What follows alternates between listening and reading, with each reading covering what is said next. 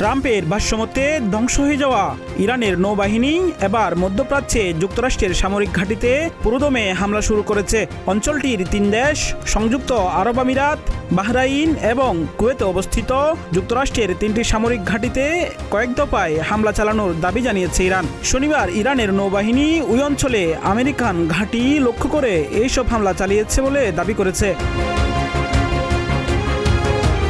ইরানের ইসলামিক বিপ্লবী গার্ড বাহিনী তথা আইআরজিসির নৌপ্রধান অ্যাডমিরাল আলী রেজা তাংসিরির বরাত দিয়ে দেশটির সংবাদ মাধ্যমের খবরে এই তথ্য জানানো হয়েছে। এতে বলা হয়েছে, ওই অঞ্চলের 3টি সামরিক ঘাঁটিতে আমেরিকান বাহিনীর উপর পরপর কয়েক দফায় হামলা চালিয়েছে ইরানের নৌবাহিনী। আবুধাবির আল দাফরা, কুয়েতের আল আদিরি এবং বাহরাইনের শেখ ইসা ঘাঁটিতে ওই হামলা চালানো হয়েছে বলে জানিয়েছেন তিনি। তাংসিরি বলেছেন, যুক্তরাষ্ট্রের পেট্রিয়ট রাডার ব্যবস্থা, যুদ্ধ বিমান এবং বিমানের জ্বালানি মজুত রাখা ট্যাঙ্ক ছিল ওই হামলার লক্ষ্যবস্তু।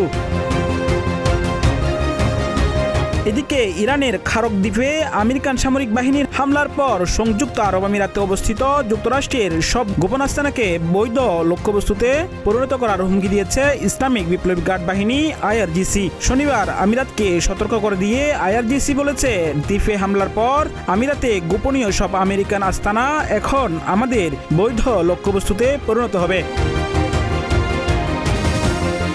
এক বিবৃতিতে আইআরজিসি বলেছে, ইরানের জাতীয় সার্বভৌমত্ব এবং ভূখণ্ড রক্ষার বৈধ অধিকার হিসেবে সংযুক্ত আরব আমিরাতের বিভিন্ন শহরে আশ্রয় নেওয়া আমেরিকান শত্রু তাদের ক্ষেপণাস্ত্রের উৎসস্থল, ব্যবহার করা বন্দর ও ডক এবং মার্কিন সৈন্যদের আস্তানাগুলোকে লক্ষ্যবস্তু করবে আইআরজিসি।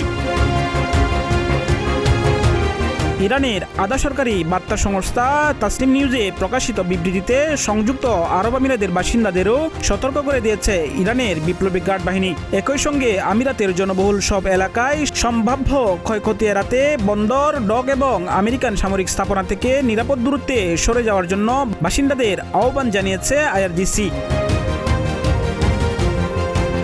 এর আগে পরমাণু আলোচনার মধ্যেই 28 ফেব্রুয়ারি ভোরে ইরানের রাজধানী তেহরান সহ বিভিন্ন এলাকায় যৌথভাবে হামলা শুরু করে ইসরায়েল যুক্তরাষ্ট্র। হামলায় প্রাণ হারান ইরানের সর্বোচ্চ ধর্মীয় নেতা আয়াতুল্লাহ আলী খামেনি সহ সামরিক বাহিনীর একাধিক শীর্ষ কর্মকর্তা। জবাবে কিছুক্ষণের মধ্যেই মধ্যপ্রাচ্য জুড়ে যুক্তরাষ্ট্রের বিভিন্ন সামরিক ঘাঁটিতে পাল্টা ক্ষেপণাস্ত্র হামলা চালায় ইরান। হামলা চালানো হয় ইসরায়েলের বিভিন্ন এলাকায়ও। আরাফাত বিন হাসান, প্রতিদিনের বাংলাদেশ।